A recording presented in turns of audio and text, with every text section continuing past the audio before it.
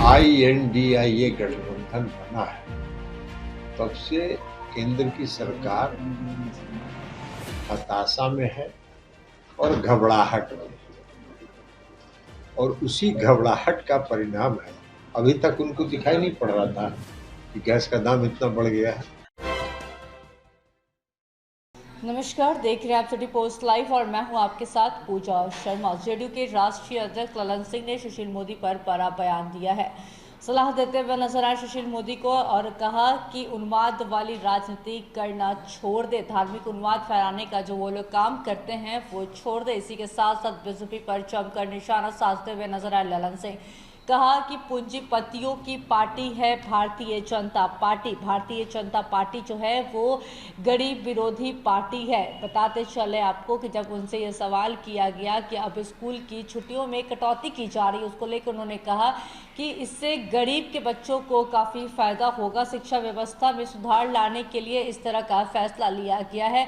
इस पर अगर बीजेपी सवाल उठा रही है तो बीजेपी जो है वो पूंजीपतियों की पार्टी है, गरीब विरोधी पार्टी है। इसी के साथ साथ कई मुद्दों को लेकर सुशील मोदी को घेरते हुए नजर आ रहे ललन सिंह वही बीजेपी पर भी जमकर निशाना साधते हुए नजर आ रहे हैं। तो क्या कुछ कहते हुए नजर आ रहे हैं जेडीयू के राष्ट्रीय अध्यक्ष ललन सिंह, छोड़े जाते हैं आपको उनके बातों के साथ। सर, केंद्र सरकार ने घरेलू गैस के दामों में 200 रुपया कम किया है, कैसे? देखिए, हम लोग पहले भी बताते रहे हैं कि जब से INDIA गठबंधन बना है तब से केंद्र की सरकार हताशा में है और घबराहट में, और उसी घबराहट का परिणाम है। अभी तक उनको दिखाई नहीं पड़ रहा था कि गैस का दाम इतना बढ़ गया है। अभी तक पता नहीं चल रहा था उनको। अभी तक उनको पता नहीं था कि गैस का दाम बढ़ गया है। और गैस का दाम चुनाव और गठबंधन के कारण जो उनको परेशानी है, जो हड़बड़ाहट में है, उस हड़बड़ाहट का ये परिणाम है। अभी 200 घटा दिए हैं और जुमलाबाजी करने के तो एक्सपर्ट है वो। चुनाव हो जाएगा 600 रुपया बढ़ा देंगे। भाई गैस का सब्सिडी खत्म कर दिए ना, और गैस का सब्सिडी खत्म करने के लिए उज्ज्वला योजना चलाए, और उस उज्ज्वला योजना का 5% सिलेंडर का भी उपयोग आज गांव में नहीं हो रहा है। आज 200 रुपया घटा दिए, उससे भी गरीब लोगों को कहां से गैस का सिलेंडर खरीद पाएगा।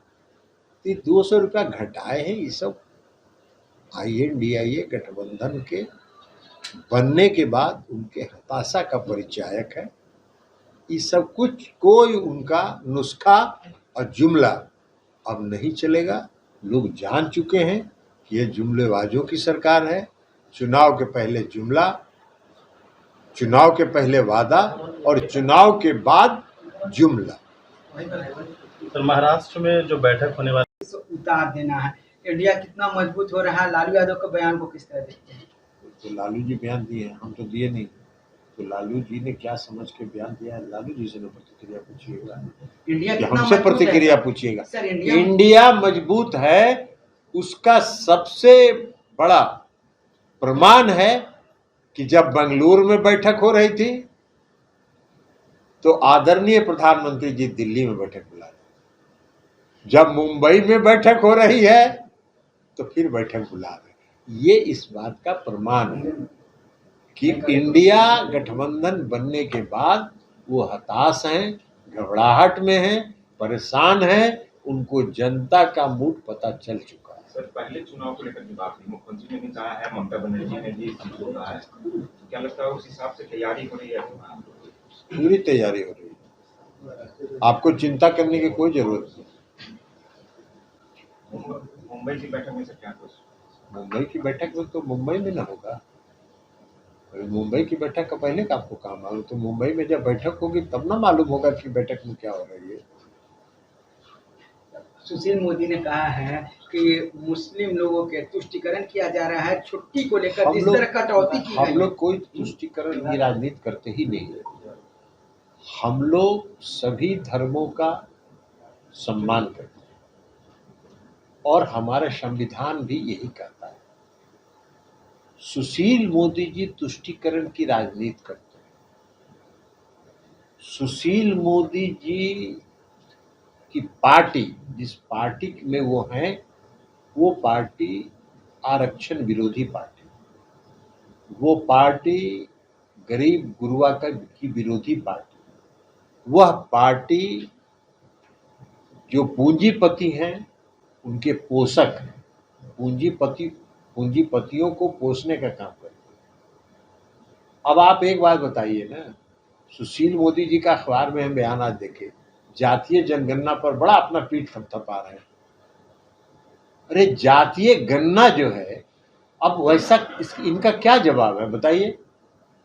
जो केंद्र की सरकार कैसी सरकार है जो दिन में कुछ एफिडेविट करता है और शाम में कुछ एफिडेविट करता है।